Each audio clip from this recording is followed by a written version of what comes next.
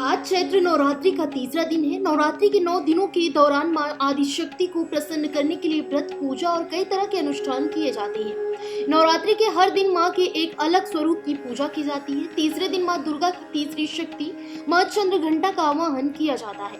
10 भुजाओं वाली मां चंद्रघंटा शत्रुओं के नाश के लिए त्रिशूल, गदा और खड्ग जैसे अस्त्र भी धारण करती हैं। तो चलिए जानते हैं मां चंद्रघंटा की पूजा विधि क्या है और उन्हें किन चीजों का भोग लगाया जाता है।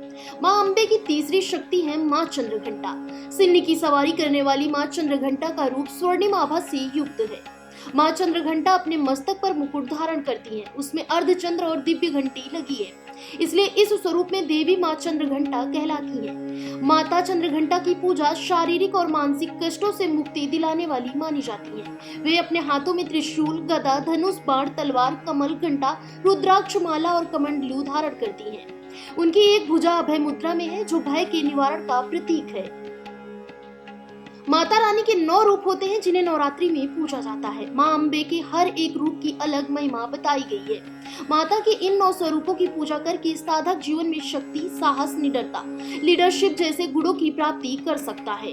हर शक्ति को पूजने की एक तरीका, प्रिय भोग, नियम और सावधानियां बताई गई हैं, ताकि साधक को अपनी पूजा का पूर्ण फल प्राप्त हो सके। इसी तरह मां चंद्रघंटा की प्रतिमा के सामने घी का दीपक जलाना शुभ माना जाता है। अगर घर में मूर्ति स्थापित है तो उसे दूध, केसर और केवड़े के जल से स्नान कराना चाहिए। इसके बाद सफेद कमल या पीले गुलाब अर्पित कर विधिवत पूजा की जाती है, जिससे देवी की कृपा बनी होती है।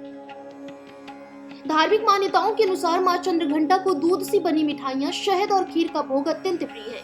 मान्यता है कि ऐसे भोग से मां प्रसन्न होती हैं और भक्तों की मनोकामनाएं पूर्ण करती हैं। इस विशेष दिन पर माता को प्रसन्न करने के लिए आप उन्हें मखाने की खीर का भी भोग लगा सकते हैं। इस दिन नींबू, इमली या सूखा नारियल मां को अर्पित नहीं करना चाहिए। फिलहाल इस खबर में बस इतना ही।